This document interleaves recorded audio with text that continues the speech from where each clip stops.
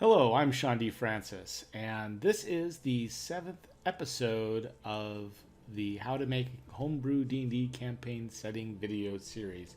It's actually a video guide to the Campaign Builder Workbook that you can find in the video description. We have already gone through some detailed work, but let me bring us to where we are now. We finished up with the village, the starting village, and now we're talking about the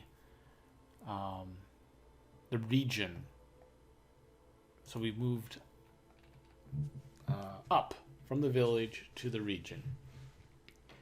So right off the bat, we have the key settlement. So this lets us know that the region has multiple villages, some cities, some large towns, and we're starting to think about the geography. We're kind of creating the map, but we're not drawing the map. We're just thinking about how far we want things to be from each other.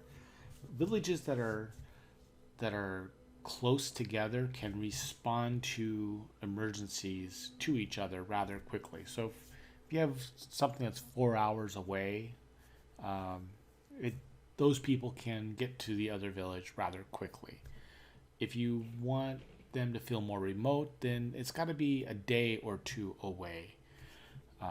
Again, you'll notice in this video series I keep referencing Little House on the Prairie, and there's something to that. It's a more primitive, I'm using the word primitive, it's an older setting. The technology isn't there. There's not a lot of travel. They didn't have a train, but really the people that were living in the area relied upon horses and carts and walking.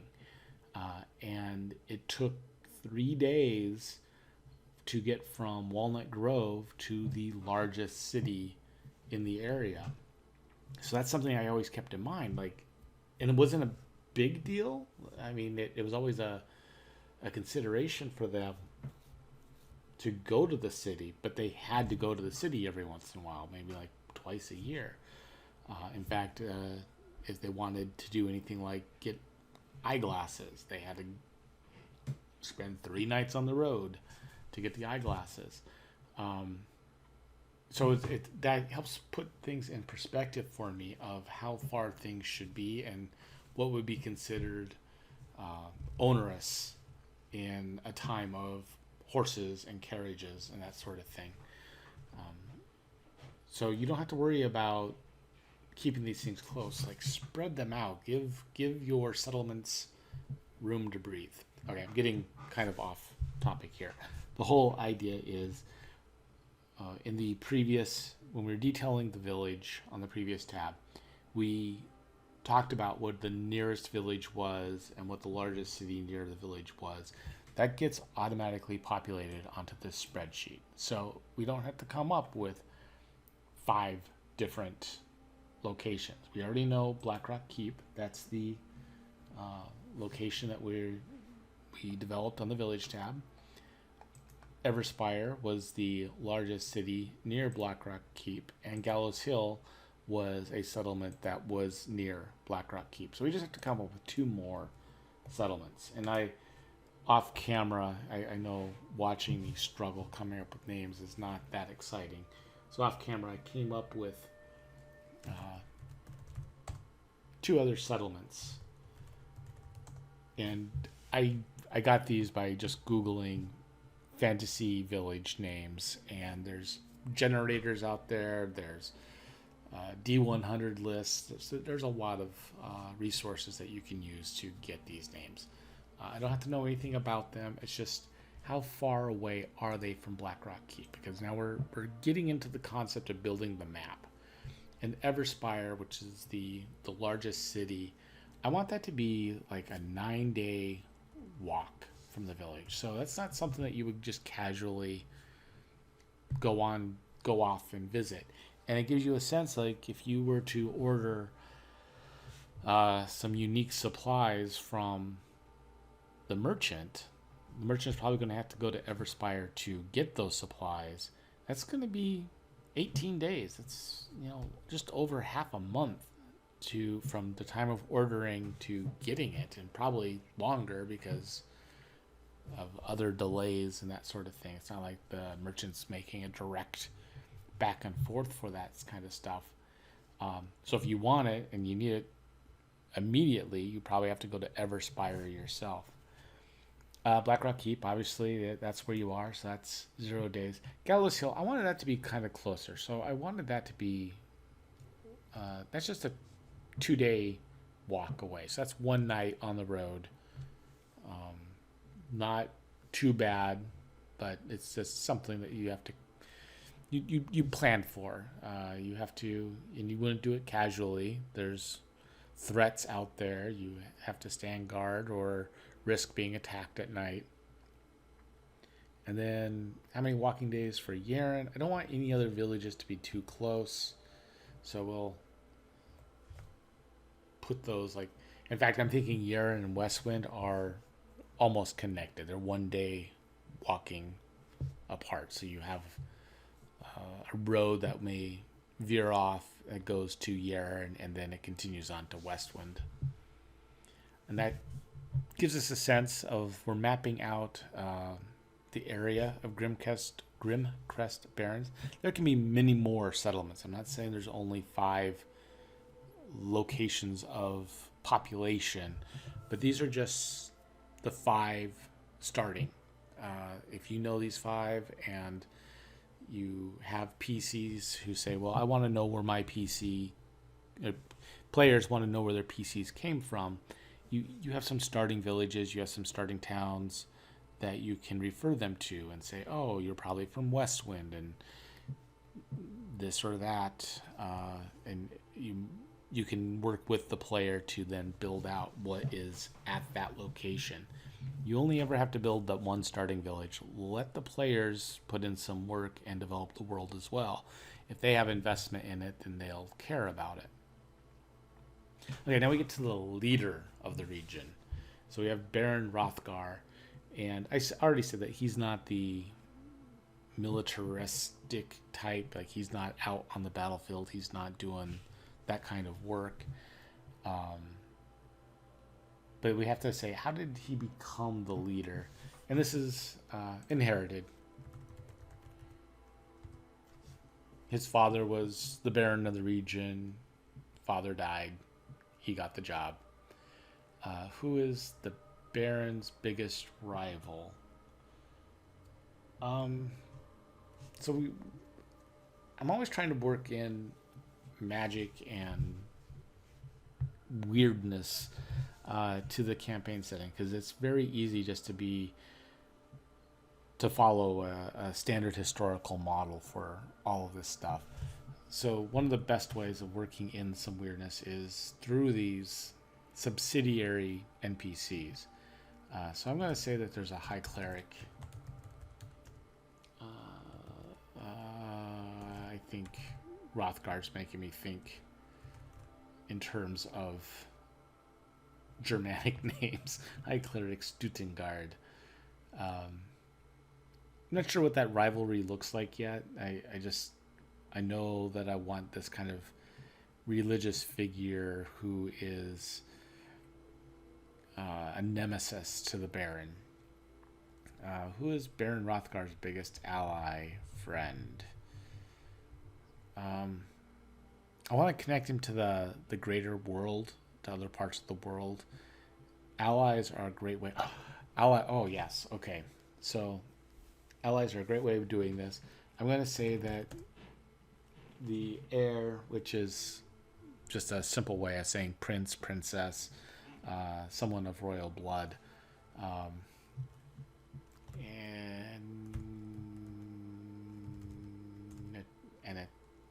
Natalia,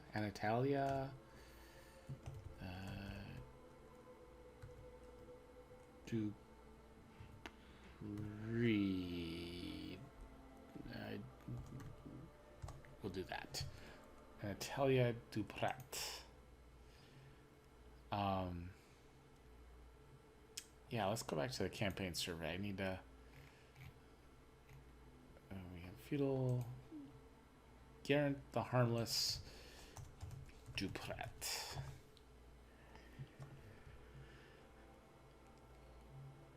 So we're saying that Anatalia Dupret is the daughter of the king, of the monarch of Illustria. And she and the Baron are friends, allies, possibly more. His most notable physical trait, just handsomeness. He's John Hamm. He's just handsome. Was Baron Rothgar's most notable personality trait? He's kind of a rake. Now we'll Lothario. No, he's a romantic. Think romantic poet type. Okay, and what does Baron Rothgar want to accomplish? That should not be village leader. That should be region leader.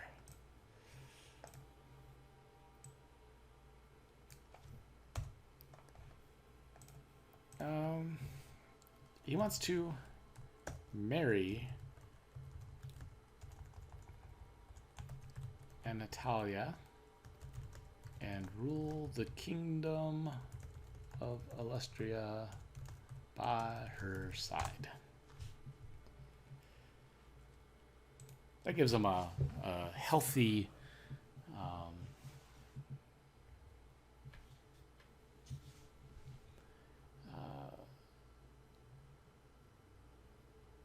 healthy motivation,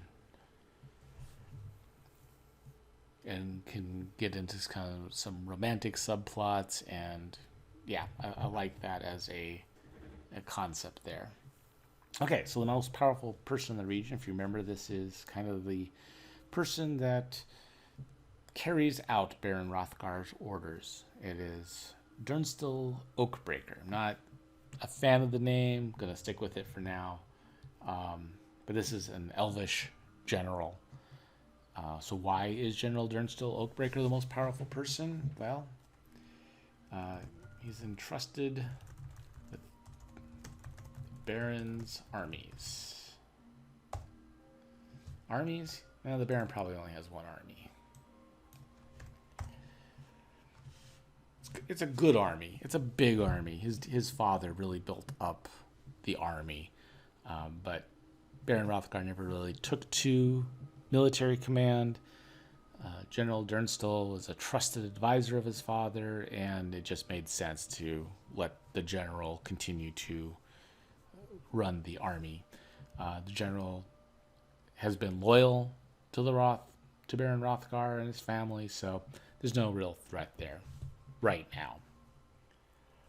The general has a nemesis and rival, and we could make this strictly military. We could have a Patton Rommel kind of situation, but again, I like to bring in some weirdness, and I'm already thinking that as a general, this is not a Viking-like general. This is a strategic general. This is a general who plans things out carefully and utilizes his resources well.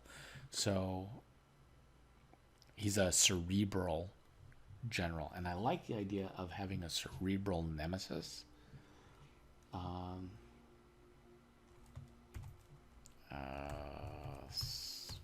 Asian.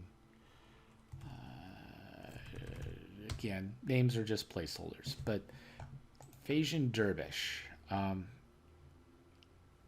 thinking like this is a villainous Hannibal Lecter type. Not necessarily a cannibal, but brilliant and evil, but not like, I'm already imagining like they're playing a complex strategic game with each other, like chess or Go, Pente. And so the general has the board set up in his room, in his command office, and Phasian and he exchange messages, outlining their moves, that sort of thing. And this is a game that's been going on for a decade longer, each move being sometimes weeks, months between moves. And I don't know who Phasian is, what Phasian goals are, but he's out there for some reason. He and Durnstill have crossed paths in the past, and they're nemesis to each other, but they have that weird connection of being cerebral and really in tune to nuance. So I guess I'm kind of making Durnstill a Sherlock Holmesian type, and maybe Phasian is a Moriarty type. But you get the picture. But Phasian definitely has an agenda that needs to be stopped. But that's where that thought process is. Biggest ally.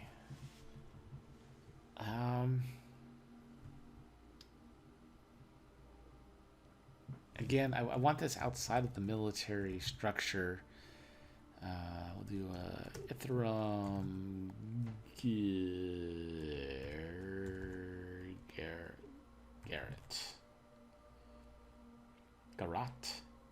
Garrus. Yeah, we'll stick with Garrett. I'm just gonna. This is a commoner. Somebody simple, and a confidant. Maybe it's I know it's his Batman, his servant, aide de camp.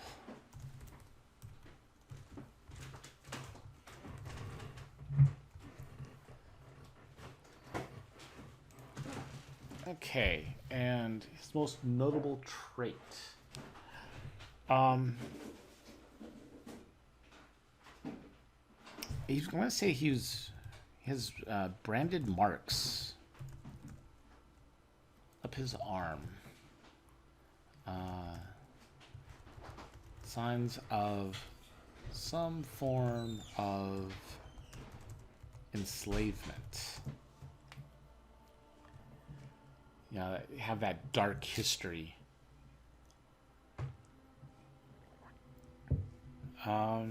Most notable personality trait. Let's see, cerebral. I don't want him to be mean, but he's cunning. Like, he definitely sees things several moves ahead. His goals, immediate long-term goals. That's a good one. Let's say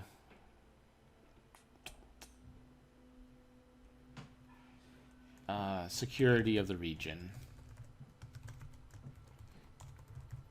We have those foreign soldiers making raids into the region, and his immediate goal is to put that to an end.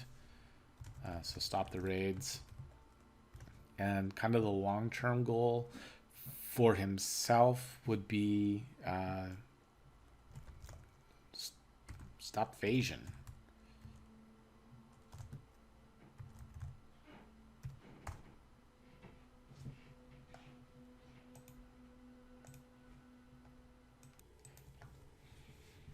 And then we get to Jillian Hunt, our most influential person in the region. And this is a person that has a lot of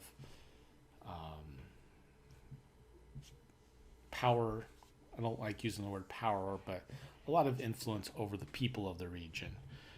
So why is she the most influential person? She's earned the people's trust.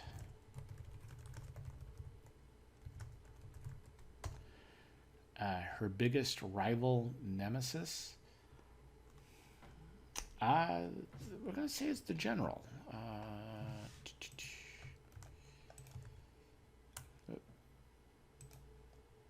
guess that's not gonna work.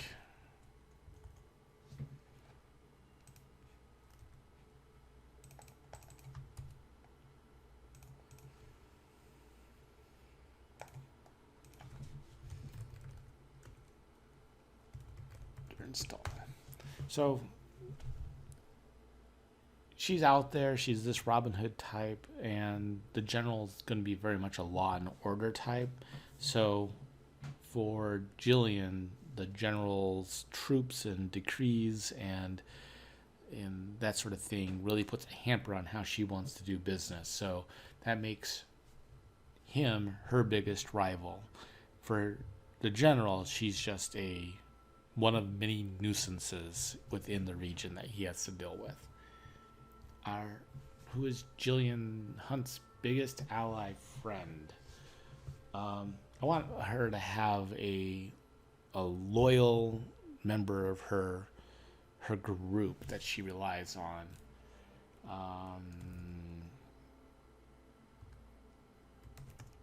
I actually have this kind of image of a swap of the Xeno warrior princess. So what if Gabrielle was the leader of the two and Xeno was the sidekick?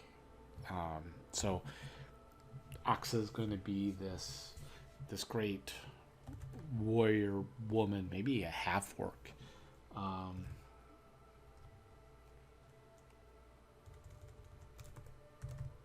Yeah, again, names can be changed later, but Axa Cornin.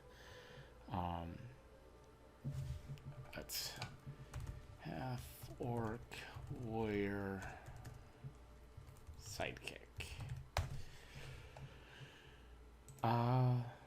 Jillian's most notable physical trait. She's going to be sprightly. She's petite.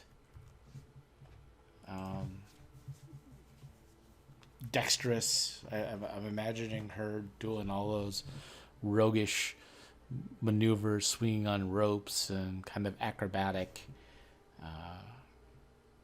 using a rapier, stabby. Most notable personality trait is she is daring. Like, she's fearless. Daring, fearless. Just so we know exactly what we're talking about here. There isn't a threat that she won't stand toe-to-toe with, which gets her in a lot of trouble, and good thing she has somebody like Axa to back her up when things don't go her way. Her goals. Yeah.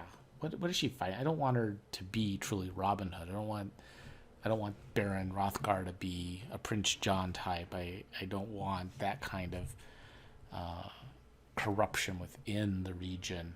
But I want there to be corruption she's fighting against. And I already said the Baron rival is this High Cleric Stuttgart. So let's say there's corruption within the religion. So let's say she is fighting to end the corruption of the dominant religion. I don't know what the dominant religion is. And that would be something that I would play up with the player characters. If there's a cleric or paladin within the players group, I would make sure that this is their religion. So there's that tie-in that something about their religion that they have to cleanse. So that becomes kind of an interesting personal goal for them. Okay, now we get to the most knowledgeable person in the region. This is a wizard, a mage, could be a sorcerer, warlock, somebody who's studied religion or magic, arcana. So why is Tereth Faldarin the most knowledgeable person in the region? I'm going to say it's due to travel. He's well-traveled. So it's that oh yeah, so well traveled, an old adventurer. So this is a wizard who has gone into deep dark dungeons to collect spell books, who has negotiated with demons, who has done all that kind of stuff. So that is, he has that history, and he would know what second level, fourth level, sixth level adventurers are facing and their needs and that sort of thing. So that gives him experience and knowledge of the greater world. Biggest rival and nemesis. Um, let's. What if Hogwarts was a bad place? High Mage.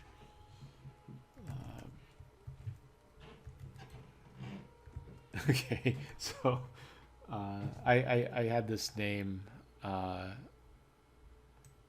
in my back pocket, and if anybody knows, well, Brutin Anadel, where I got that, I would love for you to let me know that you got the reference.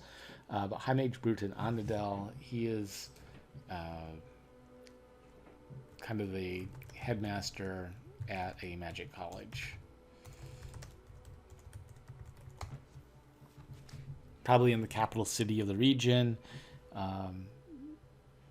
So we kind of have Terith Felderin as kind of this outsider. There's probably this very standard magic college way of teaching magic to wizards, people who need to study magic.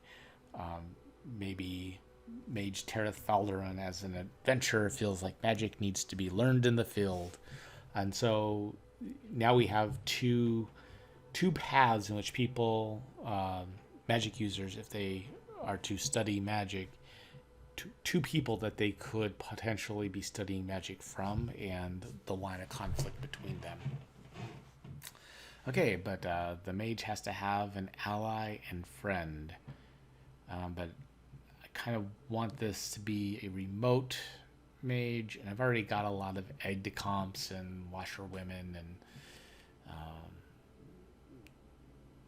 let's add some more weirdness to this. I love intelligent weapons. So let's say he has an intelligent sword. That's his best. Better. An intelligent dancing sword. So it has some mobility on its own. So when the PCs and the players first interact with this character, he may look like he's talking to himself, but he's actually talking with his intelligent sword. I love that. His most notable physical trait is, as an adventurer, he's gotten some scrapes. So we're going to say he walks with a limp, relies on a staff.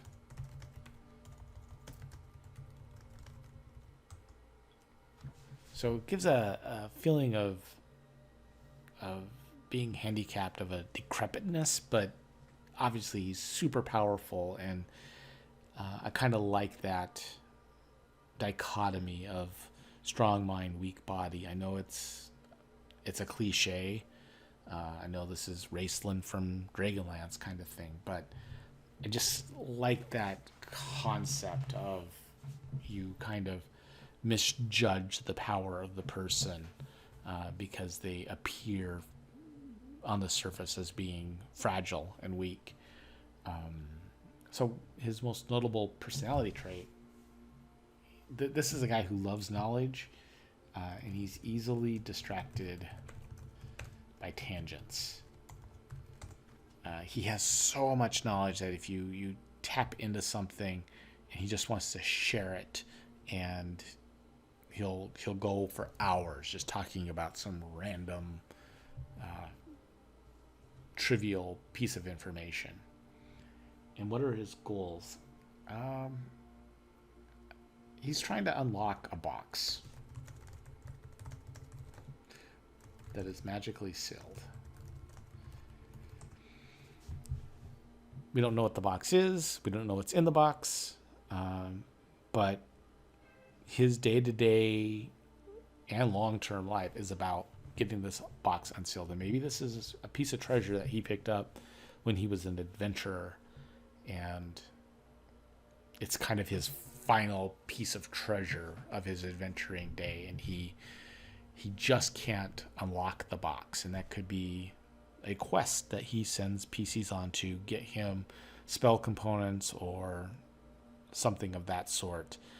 In fact, if one of the PCs starts off as like his apprentice, one of the magic user PCs starts off as his apprentice, it could be he's sent them out to collect very specific things. So that is the initial player character quest that magic user is on, and explains why they're out in the world. Okay, I'm going to wrap this video up here. This went a little bit longer than I expected. In the next video, we will get into the recent and ancient history of the region and the adventure hooks of the region. We're cruising right along. I will definitely love to hear about how you're using this tool. If you're using this tool, I would love to hear about the campaign settings that you've created, either with this tool or just in general. I love talking about homebrew mechanics, homebrew settings, and I would love to discuss that with you. I am at Sean D. Francis on Twitter. I am... you can reach me, Sean, at SeanDFrancis.com. Leave a comment on this video. In general, I guess I'm supposed to, in these videos, be saying, please like and subscribe. I don't know why you would subscribe. I don't know how much additional video content I will be putting out related to D&D. But if you like this video, that would at least give me a sense that it's useful to you as you are developing your campaign settings. And I will see you in the next video.